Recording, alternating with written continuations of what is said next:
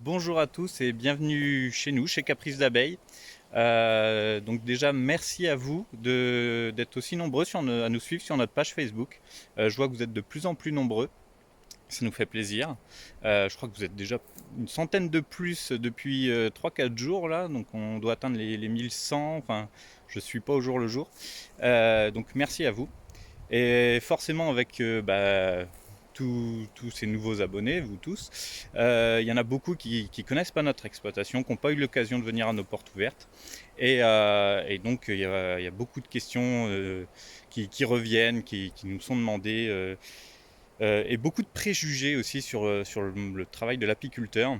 En quoi ça consiste? J'entends souvent dire qu'on vient voler le miel des abeilles et donc on les met en péril. Donc, c'est là où je dis il y a beaucoup de préjugés, c'est pas du tout le travail de l'apiculteur. Et je pense que ça vaudrait le coup que je réponde à ça. Alors, soit par une petite série de vidéos, mais là c'est beaucoup demandé, je sais pas si j'y arriverai, parce que c'est sur mon temps libre qu'il va falloir que je fasse ça, et il n'y en a pas beaucoup. Ou alors une série de petits articles pour vraiment expliquer notre travail, en quoi ça consiste. Et voilà. Donc bon, ça c'est pour plus tard. Là maintenant je vais vous expliquer ce qu'on va faire aujourd'hui, cette semaine en général. La mielée de toute fleur, tournesol, se termine là. La grosse floraison c'était le tournesol en l'occurrence. Et le dernier coup de canicule là, ça a un peu rectifié à rectifier les fleurs. Donc la mielée se termine et donc maintenant on va aller la récolter. Et c'est là où je vais vous expliquer qu'on ne vole pas le miel des abeilles pour derrière les mettre en péril. C'est ni dans notre intérêt, ni dans l'intérêt des abeilles, dans l'intérêt de personne de faire ça. Donc je vais vous expliquer un peu en résumé. Je ne peux pas tout résumer sur une petite vidéo internet comme ça. Ce qu'on va faire aujourd'hui. Voilà. Alors déjà, reprenons les bases. Là, vous avez la ruche. La ruche, c'est la partie que vous avez là. C'est ça qu'on appelle une ruche. C'est la maison mère des abeilles. C'est là où il y a la reine, c'est là où elles vivent. Et là, on les voit justement en train de rentrer du pollen un peu. Et voilà, donc c'est là où il y a le couvain, les nouvelles naissances à venir. Enfin voilà, c'est vraiment la maison mère. Et au-dessus, c'est des parties amovibles qu'on vient ajouter justement durant les fortes périodes de mielée. C'est ce qu'on appelle des hausses. Donc là, la ruche, là, les hausses. On en a deux. Et c'est dans ces parties-là, qui sont un peu le grenier, qu'elles viennent stocker le surplus de miel. Alors pourquoi je dis surplus? Parce que à l'intérieur, j'essaierai de l'ouvrir tout à l'heure, vous verrez que vous avez le couvain qui se situe au centre. Donc le couvain, c'est les futures abeilles à naître. Et sur les rives, vous avez à la fois leur réserve de pollen, qui est leur source de protéines pour nourrir les larves, le futur couvain, et en rive, le stock de miel. Leur stock de miel qui, dans cette partie-là, leur suffit pour passer l'hiver. Donc, pour passer l'hiver, pour vivre quoi, au quotidien. Ce qu'on vient rajouter au-dessus, c'est vraiment pour le surplus. Le fait que l'apiculteur, alors déjà, l'abeille existait déjà bien avant l'homme. Et après, avec l'arrivée de l'homme sur Terre, il a appris à vivre avec l'abeille, à travailler avec l'abeille. Donc il y a eu des années et des années de sélection aussi de l'abeille. Donc là, on est sur l'abeille que l'homme a domestiquée et travaille pour faire du miel. C'est l'espèce Apis mellifera mellifera. C'est la seule avec laquelle l'homme travaille pour faire du miel. Après, vous avez plein d'autres variétés d'abeilles sauvages. Qui elles ne peuvent pas produire ce surplus de miel. Voilà. Donc du coup, il y a eu une sélection d'abeilles qui a été faite au fil des siècles, des millénaires, pour des abeilles qui produisent de l'excédent. Et on a aussi évolué dans les méthodes de gestion de l'abeille. Bon, pareil, je ne peux pas tout résumer là, mais ça, c'est la ruche moderne, donc avec des cadres amovibles, on le verra à l'intérieur, qui permet à la colonie d'avoir justement le nécessaire pour vivre ici. Et comment dire, comme elle n'a plus à se soucier forcément d'assainir sa ruche ou ça, parce qu'on est sur quelque chose que c'est nous, hommes, qui gérons, elles ont du coup la capacité, elles peuvent se développer en plus en volume sans aucune limite, contrairement à l'état naturel où elles seraient bloquées dans un tronc d'arbre avec une dimension limitée ou voilà, dans une superficie limitée. Là, elles n'ont pas de limite, donc elles peuvent grandir autant qu'elles souhaitent et du coup avoir cet excédent, ce surplus sur lequel nous, apiculteurs, eh ben, on va pouvoir vivre en fait. Voilà. Donc à savoir que nous, apiculteurs chez Caprice d'Abeilles, on ne vit exclusivement que de la production de nos abeilles. Voilà, donc notre production de miel, de pollen, qu'on transforme aussi nous-mêmes sur l'exploitation en pâtisserie et autres.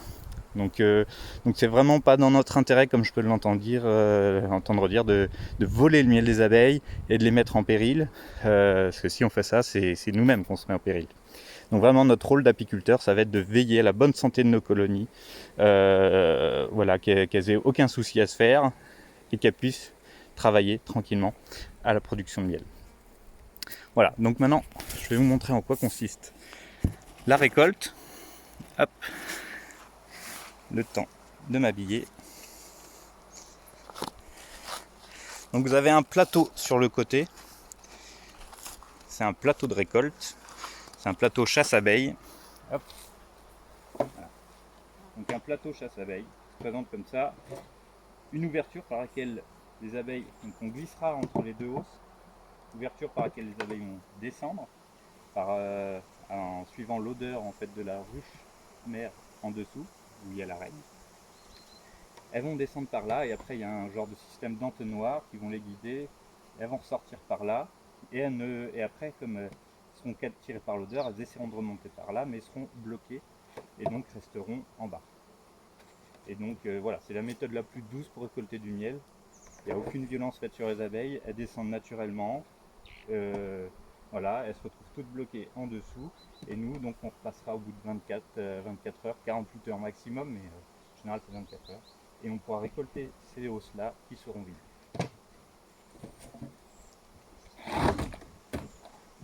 Donc une ruche, ça se compose d'une toiture.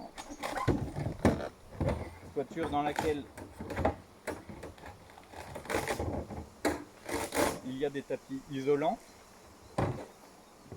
pour éviter justement voilà, tenir la chaleur dans la ruche, éviter les coups de froid en hiver et les coups de chaud en été, même si cette année on a vu que c'était compliqué.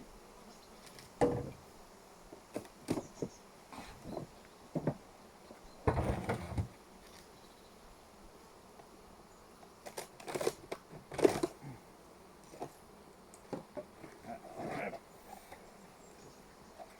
Donc là, la housse de miel avec ses abeilles.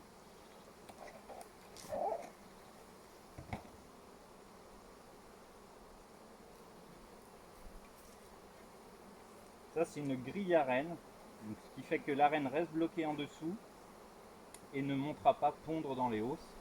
Parce que justement on ne veut pas t'amener à... Quand on va récolter ça, on veut qu'il n'y ait que du miel et on ne veut pas détruire du couvain, des futures abeilles à naître. Donc là, comme ça on est sûr que la reine est en dessous et qu'elle a pondu uniquement.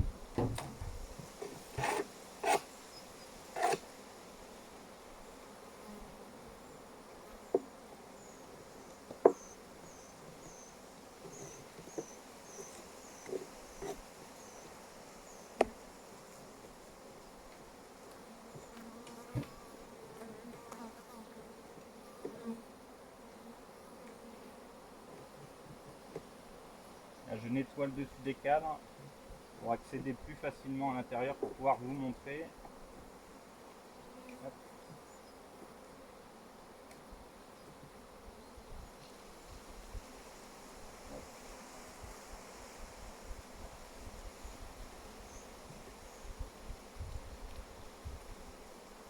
Ah, ouais. Même au milieu, on a encore du miel.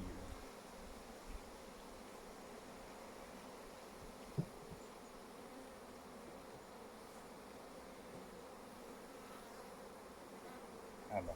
Hop.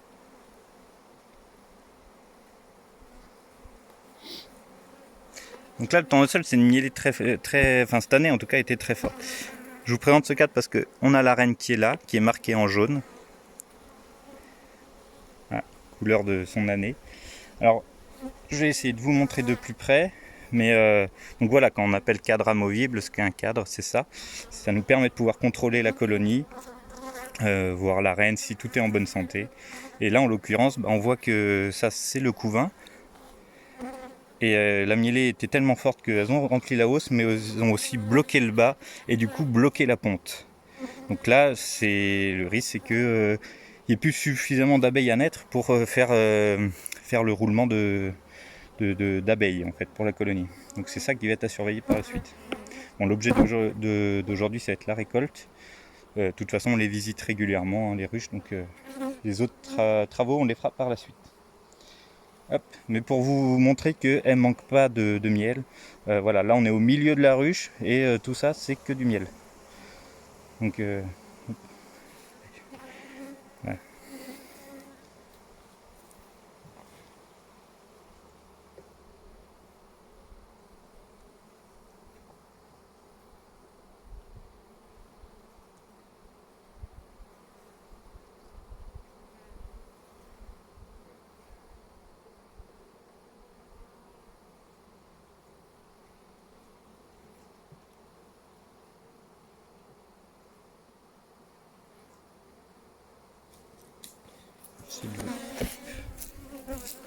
Voilà.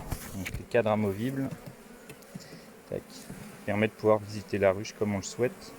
Et là, vous voyez, on est au cœur de la ruche, donc le couvain est censé occuper quand même tout ça. Et là, le cadre que je vous ai pris, c'est celui-là. Et on voit bien que les autres, il y a essentiellement du miel. Alors, je ne sais pas si on verra le pollen. Voilà, c'est tout ce qui est coloré, c'est le pollen. Et le couvain est du coup très limité parce qu'il y a eu une forte production de miel sur le tournesol pour ce rucher-là. Hein. On verra, enfin, je ne sais pas si on arrivera à le voir, mais c'est pas le cas dans tous les ruchers. Hein. C'est pour ça que j'ai choisi celui-là parce qu'il y avait des choses plus intéressantes à voir. Hop. Voilà, donc je range tout. Hop. Voilà, on veille à n'écraser surtout personne. Voilà. Donc là, ce qui sera à surveiller, c'est qu'elle est justement, on lui refera de la place par la suite. Donc quand je repasserai demain récolter justement le miel, à lui refaire de la place pour que la reine puisse pondre. Parce que là, les abeilles ont tellement bloqué le bas qu'elle n'a plus d'espace de ponte. Et du coup, ça risque de la mettre en péril par la suite. Si elle n'a plus la population nécessaire.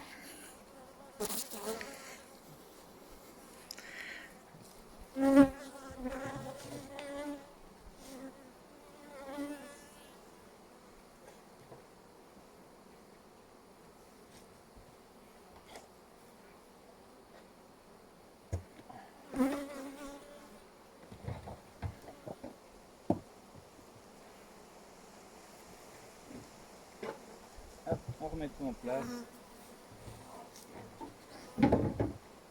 Et voilà. Et comme je vous dis, on repassera demain pour récolter ça. Merci à vous.